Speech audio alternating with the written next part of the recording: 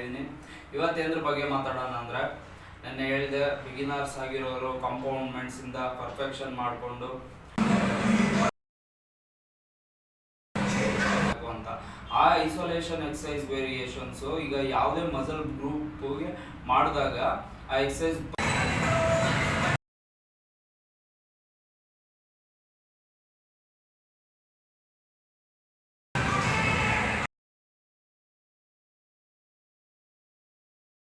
Main ಗೊತ್ತಿರ್ಬೇಕು. ನಾವು muscle build ಮಾಡಬೇಕು ಅಂದ್ರೆ ಮೈನ್ ಆಗಿ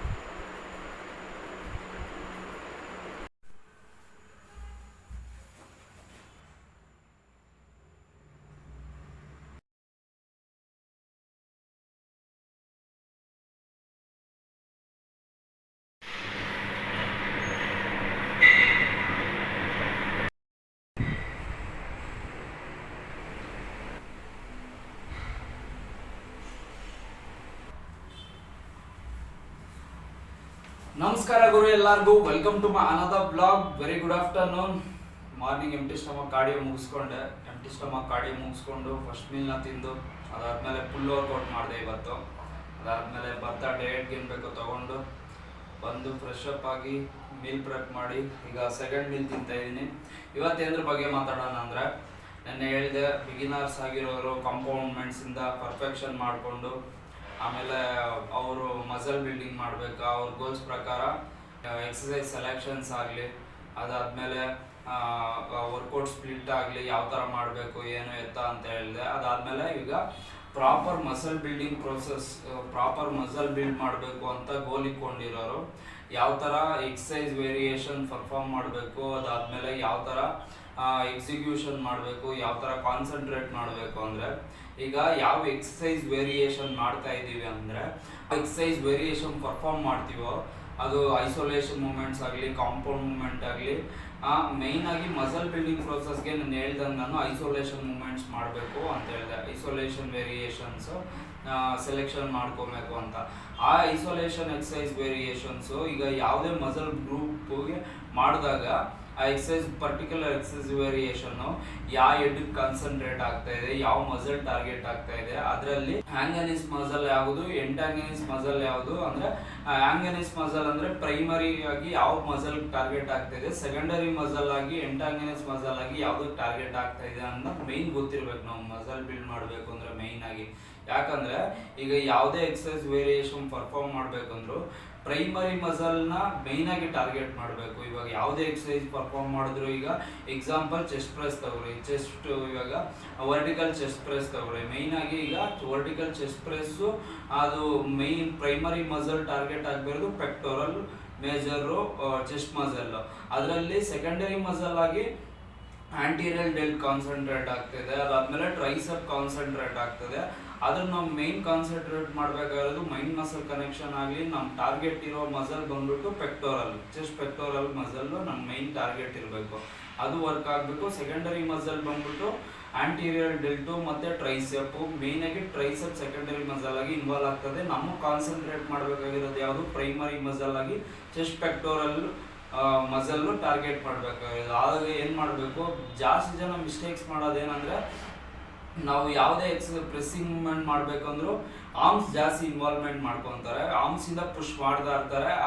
ಚೆಸ್ಟ್ ಆಗಲಿ, ಈಗ ಶೋಲ್ಡರ್ ಆಗಲಿ, ಈಗ ಆಂಟೀರಿಯರ್ ಟಾರ್ಗೆಟ್ ಮಾಡೋವಾಗಲಿ, ಅದಾದಮೇಲೆ ಯಾವುದೇ ಪ್ರೆಸ್ಸಿಂಗ್ ಮೂವ್ಮೆಂಟ್ ಮಾಡಬೇಕು ಅಂದ್ರೂ ಪುಷಿಂಗ್ ಮೂವ್ಮೆಂಟ್ ಮಾಡ್ಬೇಕಂದ್ರೂ ಅಷ್ಟೇ ಯಾವುದು ಪ್ರೈಮರಿ ಮಸಲ್ನ ಕಾನ್ಸಂಟ್ರೇಟ್ ಮಾಡ್ತೀವೋ ಆ ಮಸಲ್ನ ಕಾನ್ಸಂಟ್ರೇಟ್ ಮಾಡಲ್ಲ. ಈಗ chest press, vertical chest press ಹೇಳಿದ್ನಲ್ವಾ ಎಕ್ಸಾಂಪಲ್ ಆಗಿ, ಅದನ್ನು ಈಗ ಆರ್ಮ್ಸಿಂದ ಟ್ರೈಸೆಪ್ ಜಾಸ್ತಿ ಇನ್ವಾಲ್ವ್ಮೆಂಟ್ ತೊಗೊಂಡು ಪುಷ್ ಮಾಡ್ಬೋದು, ಅದು ಸೆಕೆಂಡರಿ ಮಸಲ್ ಆಗಿ ಅದು ಮಾಡೋದ್ರಿಂದ ಓವರ್ ಎ ಪೀರಿಯಡ್ ನಾವು ಇವಾಗ ಪ್ರಾಪರ್ ಮಸಲ್ ಗ್ರೋತ್ ಮಾಡಬೇಕು ಅಂದರೆ ಈಗೋನ ಮತ್ತು ಎಲ್ಲ ಸೈಡ್ ಗಿಕ್ಕು ಕ್ಲೀನಾಗಿ ಕಾನ್ಸಂಟ್ರೇಟ್ ಮಾಡಬೇಕಾಗುತ್ತೆ. ಮಸಲ್ ಬಿಲ್ಡಿಂಗ್ ಪ್ರೋಸೆಸ್ ನಾವು ಬೆಟರ್ ಮಾಡ್ಕೊಬೇಕು. ಇನ್ನು ನನ್ನ ಮಸಲ್ ಗ್ರೋತ್ ಆಗಬೇಕು, ಇನ್ನು ನಾನು ಲಾಂಗ್ ಟರ್ಮ್ ಸಸ್ಟೈನ್ ಆಗಿ ನಾನು ಒಳ್ಳೆ ಫಿಸಿಕ್ ಬೇಕು ಅಂದಾಗ ಇದನ್ನು ಅರ್ಥ ಮಾಡ್ಕೊಬೇಕು.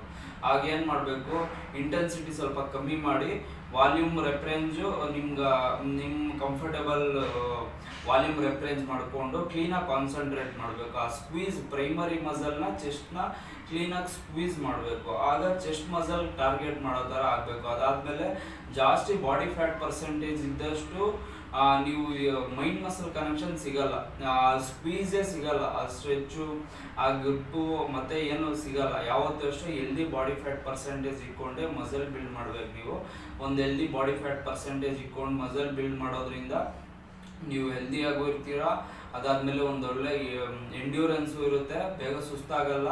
ಹಿಂಗಾದ್ಮೇಲೆ ನಿಮ್ಮದು ಪರ್ಫಾರ್ಮೆನ್ಸು ಡೈಲಿ ಪರ್ಫಾರ್ಮೆನ್ಸು ಅದೇ ಥರ ಇರ್ತೈತೆ, ಆ್ಯಕ್ಟಿವ್ ಆಗಿರ್ತೈತೆ. ಅದಾದಮೇಲೆ ನಿಮ್ಗೆ ಒಳ್ಳೆ ಮೈಂಡ್ ಮಸಲ್ ಕನೆಕ್ಷನ್ ಆಗಲಿ, ಒಂದೊಳ್ಳೆ ಸ್ಟ್ರೆಚ್ ಆಗಲಿ, ಗ್ರಿಪ್ ಆಗಲಿ ಎಲ್ಲ ಇರ್ತೈತೆ. ಅದಾದಮೇಲೆ ಆ ಫೀಲು ಅದೇ ಥರ ಇರ್ತೈತೆ. ಹೈ ಬಾಡಿ ಫ್ಯಾಟ್ ಪರ್ಸೆಂಟೇಜ್ ಇದ್ದು ನೀವು ಎಷ್ಟೇ ಕಾನ್ಸಂಟ್ರೇಟ್ ಮಾಡಿದ್ರೂ ಅದು ಫೀಲೇ ಸಿಗಲ್ಲ. ಯಾಕಂದರೆ ನಾನು ಎಕ್ಸ್ಪೀರಿಯೆನ್ಸ್ ಮಾಡಿದ್ದೀನಿ, ಅದಕ್ಕೋಸ್ಕರ ಹೇಳ್ತಾ ಇದ್ದೀನಿ. ಒಂದೊಳ್ಳೆ ಹೆಲ್ದಿ ಬಾಡಿ ಫ್ಯಾಟ್ ಪರ್ಸೆಂಟೇಜ್ ಇಟ್ಕೊಂಡು ಮಸಲ್ ಗ್ರೋತ್ ಮಾಡೋದ್ರಿಂದ ಅದು ಮೈಂಡ್ ಮಸಲ್ ಕನೆಕ್ಷನ್ ಆಗಲಿ ಅದೆಲ್ಲ ಸಿಗುತ್ತೆ. ಆದಾಗ ನಾನು ಹೇಳ್ದನಲ್ಲ, ಈಗ ಪ್ರೈಮರಿ ಮಸಲ್ ನಾವು ಯಾವುದೇ ಎಕ್ಸಸೈಸ್ ವೇರಿಯೇಷನ್ ಮಾಡಿದ್ರು ಆಂಟಗನಿಸ್ಟ್ ಮಸಲ್ ಪ್ರೈಮರಿ ಮಸಲ್ನ ಕಾನ್ಸಂಟ್ರೇಟ್ ಮಾಡಬೇಕು. ಈಗ ವರ್ಟಿಕಲ್ ಚೆಸ್ಟ್ ಪ್ರೆಸ್ಸಲ್ಲಿ ಅದರಲ್ಲಿ ಎಕ್ಸಾಂಪಲ್ ಆಗಿ ಹೇಳ್ದನಲ್ಲ, ಅಥವಾ ಅದರಲ್ಲಿ ಬಂದ್ಬಿಟ್ಟು ಪೆಕ್ಟೋರಲ್ ಚೆಸ್ಟ್ ಮಸಲ್ನ ನಾವು ಕಾನ್ಸಂಟ್ರೇಟ್ ಮಾಡಬೇಕಾಗಿರೋದು. ಬರೀ ಆರ್ಮ್ಸಲ್ಲೇ ಪುಷ್ ಮಾಡ್ತಾ ಇದ್ರೆ ಓವರ್ ಎ ಪೀರಿಯಡ್ ಅದು ನಮಗೆ ಟಾರ್ಗೆಟ್ ಆಗಲ್ಲ, ಚೆಸ್ಟು ಗ್ರೋ ಆಗಲ್ಲ, ಆ ಥರ. ಅದಾದಮೇಲೆ ನಿಮ್ಮದು ಜೆನೆಟಿಕಲಿ ವೀಕ್ ಇರುತ್ತೆ, ಅಪ್ಪರ್ ಫೈಬರ್ಸು ಮತ್ತು ಮಿಡಲ್ ಫೈಬರ್ಸು ಅದೆಲ್ಲ ವೀಕ್ ಇರುತ್ತೆ. ಆಗೇನು ಮಾಡಬೇಕು, ಅದನ್ನು ತಲೆ ಕೆಡಿಸ್ಕೊಂಬಾರ್ದು. ಯಾರು ಏನು ಹೇಳ್ತಾರೆ, ನೀವು ಅಪ್ಪರ್ ಫೈಬರ್ಸ್ ವೀಕ್ ಇದೆ ವರ್ಕ್ ಮಾಡಿ, ನೀವೆಷ್ಟೇ ವರ್ಕ್ ಮಾಡಿದ್ರು ಜಾಸ್ತಿ ಓವರ್ ಟ್ರೈನ್ ಅದನ್ನ ತಲೆ ಕೆಡಿಸ್ಕೊಂಡು ಜಾಸ್ತಿ ಓವರ್ ಟ್ರೈನ್ ಮಾಡಿದ್ರೆ ಇನ್ನೂ ಮಸಲ್ ಗ್ರೋತ್ ಕಮ್ಮಿ ಆಗುತ್ತೆ. ಏನು ಮಾಡ್ತಾ ಇದ್ದೀರೋ ಅದನ್ನೇ ಓವರ್ ಎ ಪೀರಿಯಡ್ ಅದನ್ನೇ ಕ್ಲೀನಾಗಿ ಮಾಡಿಕೊಂಡು ಅದು ಆ ಬೆಟರ್ ಮೈಂಡ್ ಮಸಲ್ ಕನೆಕ್ಷನ್ ಆಗಲಿ, ಪ್ರೈಮರಿ ಮಸಲ್ ಆಗಿ ಸ್ಕ್ವೀಸು ಮತ್ತು ಕ್ಲೀನಾಗಿ ಕಾಂಟ್ರಾಕ್ಟ್ ಮಾಡೋದಾಗಲಿ, ಸೆಕೆಂಡರಿ ಮಸಲ್ನ ಇನ್ವಾಲ್ವ್ಮೆಂಟ್ ಸ್ವಲ್ಪ ಕಮ್ಮಿ ಇಟ್ಕೊಂಡು ಕ್ಲೀನಾಗಿ ಪ್ರೈಮರಿ ಮಸಲ್ನ ಕಾಂಟ್ರಾಕ್ಟ್ ಮಾಡಿಕೊಂಡು ಈ ಥರ ಮಾಡ್ಕೊಂಡು ಹೋದರೆ ಓವರ್ ಎ ಪೀರಿಯಡ್ ಮಸಲ್ ಗ್ರೋತ್ನ ನಾವು ಇಂಪ್ರೂವ್ಮೆಂಟ್ ಮಾಡ್ಕೊಬೋದು. ಈ ಥರ ಪ್ರಾಪರ್ ಮಸಲ್ ಗ್ರೋತ್ ಇಟ್ಕೊಂಡು ಮಸಲ್ ಗ್ರೋತ್ ಮಾಡಬೇಕು ಅಂತ ಮೈಂಡ್ಸೆಟ್ ಇರೋರು ಈ ಥರ ಪರ್ಫಾರ್ಮ್ ಮಾಡಬೇಕು. ಯಾಕಂದರೆ ಈಗ ಬಿಗಿನರ್ಸ್ ಆಗಲಿ, ಎಷ್ಟೋ ಜನ ಇಂಟರ್ಮೀಡಿಯೇಟ್ಸು ಇದೇ ಥರ ಮಾಡೋದು. ಎಷ್ಟೋ ಜನ ಜಿಮ್ಮಿಗೆ ಬರೋದೇ ಟೈಮ್ ಪಾಸ್ಗೋಸ್ಕರ ಬರ್ತಾರೆ. ಅದಾದಮೇಲೆ ಯಾರು ಪ್ರಾಪರ್ ಮಸಲ್ ಬಿಲ್ಡಿಂಗ್ ಮಾಡಬೇಕು, ಸ್ವಲ್ಪ ಏನು ಗೊತ್ತಾಗ್ತಾ ಇಲ್ಲ ಮಾಡೋಕ್ಕೆ ಅಂಥವ್ರಿಗೆ ಹೇಳ್ತಾರದು ಮಿಸ್ಟೇಕ್ಸ್ ಮಾಡ್ತಾರೆ. ಯಾಕಂದರೆ ನಾನು ಮಿಸ್ಟೇಕ್ಸ್ ಮಾಡಿಕೊಂಡೇ ಬಂದಿರೋದು.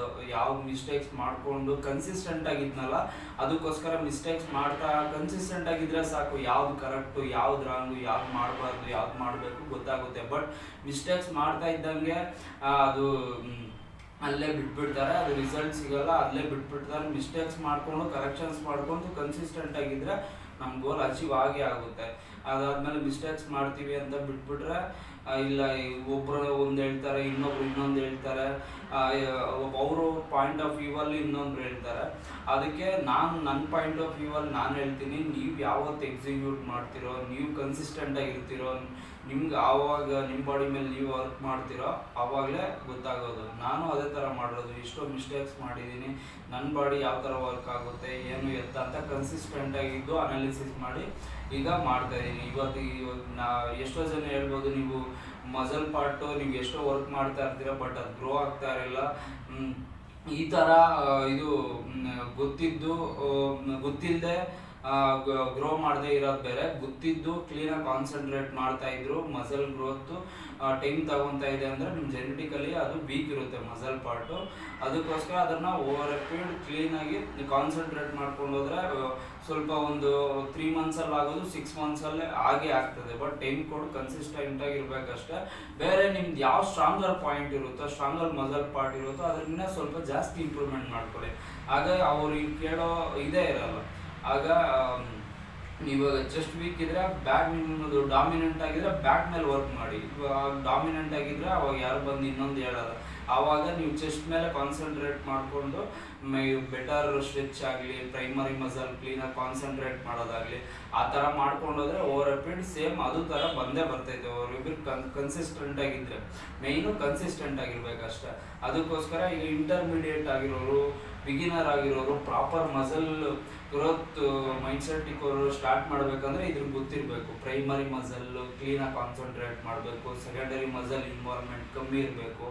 ಆ ಥರ ಇದ್ದಷ್ಟು ಈ ಥರ ಅರ್ಥ ಮಾಡಿಕೊಂಡು ಫಸ್ಟಿಂದನೇ ಕ್ಲೀನಾಗಿ ಸ್ಟಾರ್ಟ್ ಮಾಡಿದ್ರೆ, ಇಲ್ಲ ಇಂಟರ್ಮೀಡಿಯೇಟ್ ಆಗಿರೋರು, ಈಗ ಸ್ವಲ್ಪ ಗೊತ್ತಾಗದೆ ಮಾಡ್ತಾ ಇರೋರು ಈಗಲೇ ಕರೆಕ್ಷನ್ಸ್ ಮಾಡಿಕೊಂಡ್ರೆ ಟೈಮ್ ಸೇವ್ ಆಗುತ್ತೆ. ಈಗ ಮಸಲ್ ಬಿಲ್ಡಿಂಗ್ ಪ್ರೋಸೆಸ್ ನಿಮ್ಗೆ ಏನು ಗೋಲ್ ಅಚೀವ್ ಮಾಡಬೇಕು ಅದು ಬೇಗ ಅಚೀವ್ ಮಾಡೋ ಚಾನ್ಸಸ್ ಇರುತ್ತೆ. ಇಲ್ಲ ತಪ್ಪು ಮಾಡಿಕೊಂಡು ಕರೆಕ್ಷನ್ಸ್ ಮಾಡ್ಕೊಂಡವರು ಸ್ವಲ್ಪ ಜನನೇ ತಪ್ಪು ಮಾಡಿ ಅಲ್ಲೇ ಬಿಟ್ಬಿಟ್ಟು ಒಬ್ಬರೊಂದು ಹತ್ರ ಕೇಳಿಸ್ಕೊಂಡು ಇನ್ನೊಬ್ರ ಹತ್ರ ಕೇಳಿಸ್ಕೊಂಡು ಅದು ಏನು ರಿಸಲ್ಟ್ ಬರದೆ ಬಿಟ್ಬಿಡೋರೆ ಜಾಸ್ತಿ. ಕರೆಕ್ಷನ್ಸ್ ಮಾಡಿ ಇದು ಮಿಸ್ಟೇಕ್ಸ್ ಮಾಡಿ ಕರೆಕ್ಷನ್ಸ್ ಮಾಡಿ ಮತ್ತೆ ಅದನ್ನೇ ಕನ್ಸಿಸ್ಟೆಂಟ್ ಆಗಿದ್ದು ಓವರ್ ಎ ಪೀರಿಯಡ್ ರಿಸಲ್ಟ್ ತರಿಸ್ಕೊಂಡವರು 1% ಜನ ಅಷ್ಟೇ. 99% ಜನ ಮಿಸ್ಟೇಕ್ಸ್ ಮಾಡಿ ಅವರು ಅನಾಲಿಸಿಸ್ ಮಾಡಿದೆ, ಅವ್ರ ಬುದ್ಧಿ ಉಪಯೋಗಿಸಿದೆ, ಅವ್ರು ಕನ್ಸಿಸ್ಟೆಂಟ್ ಆಗಿದ್ದ ಮಾಡಿದೆ, ಇನ್ನೊಬ್ರು 4-5 ಜನ ಕೇಳಿ ಬಿಟ್ಬಿಡೋರೆ ಜಾಸ್ತಿ. ಅದಕ್ಕೋಸ್ಕರ ಇವಾಗ ನಾನೇ ಏನೇ ಹೇಳಿದ್ರು ನನ್ನ ಪಾಯಿಂಟ್ ಆಫ್ ವ್ಯೂ ಆಗಲಿ, ನನ್ನ ಎಕ್ಸ್ಪೀರಿಯನ್ಸಲ್ಲಿ ನಾನು ಹೇಳ್ತೀನಿ. ಬಟ್ ಒಂದು 90% 1% ಜನ ಅವ್ರ ಎಕ್ಸ್ಪೀರಿಯನ್ಸ್ ಥ್ರೂ ಕರೆಕ್ಷನ್ಸ್ ಮಾಡಿಕೊಂಡು ಇದು ಮಾಡಿರೋರು ಗೊತ್ತೇ ಇರುತ್ತೆ. ಬಟ್ ಒಂದು 10% ನೀವು ಎಫರ್ಟ್ಸ್ ಹಾಕಬೇಕು. ಎಫರ್ಟ್ಸ್ ಹಾಕಿದ್ರೇ ನಿಮ್ಮ ಮೇಲೆ ನೀವು ವರ್ಕ್ ಮಾಡಿಕೊಂಡ್ರೆ ನಿಮ್ಮ ಬಾಡಿ ಏನು ಅಂತ ನಿಮಗೆ ಗೊತ್ತಾಗೋದು ಯಾವತ್ತೂ ಅಷ್ಟೇ. ಅದಾದಮೇಲೆ ಈ ಥರ ಗೊತ್ತಿರಬೇಕು. ಮೇಯ್ನ್ ಮಸಲ್ ಬಿಲ್ಡಿಂಗ್ ಮೈಂಡ್ಸೆಟ್ ಇರೋರು, ಮಸಲ್ ಬಿಲ್ಡ್ ಮಾಡಬೇಕು ಅಂತ ಮೈಂಡ್ಸೆಟ್ ಇರೋರು ಯಾವುದೇ ಎಕ್ಸಸೈಸ್ ವೇರಿಯೇಷನ್ ಮಾಡಿದ್ರು ಪ್ರೈಮರಿ ಮಸಲ್ನ ಕ್ಲೀನಾಗಿ ಕಾನ್ಸಂಟ್ರೇಟ್ ಮಾಡೋ ಥರ ಇರಬೇಕು. ಮೇಯ್ನಾಗಿ ಚೆಸ್ಟೇ ಅಲ್ಲ. ಇವಾಗ ಚೆಸ್ಟ್ ಆದರೆ ಸೆಕೆಂಡರಿ ಮಸಲ್ ಆಗಿ ಆಂಟೀರಿಯರ್ ಡೆಲ್ಟು ಮತ್ತು ಟ್ರೈಸೆಪ್ ಇನ್ವಾಲ್ವ್ ಆಗುತ್ತೆ. ಇವಾಗ ಟ್ರೈಸೆಪ್ ಪುಷ್ ಡೌನ್ ಮಾಡ್ತಾಯಿದ್ರೆ ಶೋಲ್ಡರ್ ಮಸಲ್ ಇನ್ವಾಲ್ವ್ ಆಗ್ತಿದೆ, ಡೆಲ್ಟ್ಸ್ ಇನ್ವಾಲ್ವ್ ಆಗ್ತೈತೆ.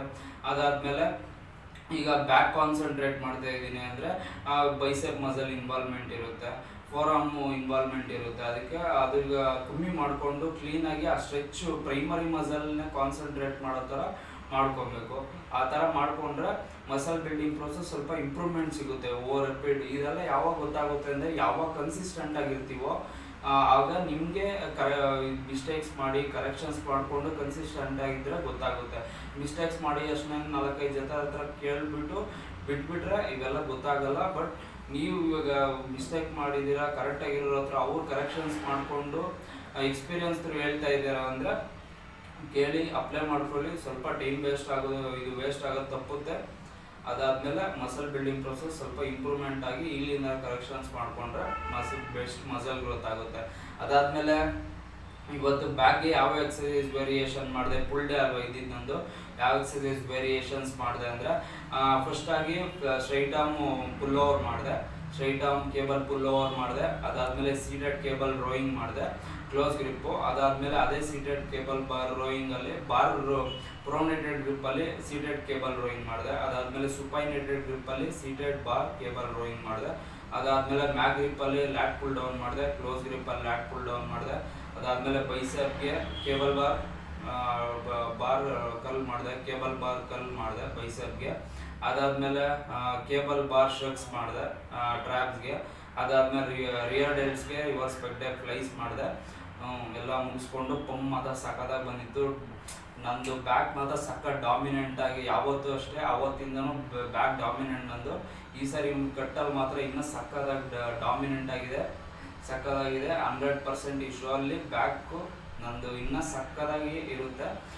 ಪೋಸಿಂಗ್ ಮೇಲೆ ಆಗಲಿ ಎಲ್ಲ ಕ್ಲೀನಾಗಿ ಇಂಪ್ರೂವ್ಮೆಂಟ್ಸ್ ಮಾಡ್ಕೊತಾ ಇದ್ದೀನಿ. ವರ್ಕೌಟ್ ಮಧ್ಯದಲ್ಲೂ ಪೋಸಿಂಗ್ ಮಾಡ್ತಾ ಇದ್ದೀನಿ. ಅದಾದಮೇಲೆ ವರ್ಕೌಟ್ ಆದಮೇಲೆ ಸ್ವಲ್ಪ ಅಲ್ಲ ಚೆನ್ನಾಗಿ ಪ್ರಾಕ್ಟೀಸ್ ಮಾಡ್ತಾ ಇದ್ದೀನಿ. ಪೋಸಿಂಗ್ ಮೇಲೆ ಕಾನ್ಸಂಟ್ರೇಟ್ ಮಾಡ್ತಾ ಇದ್ದೀನಿ.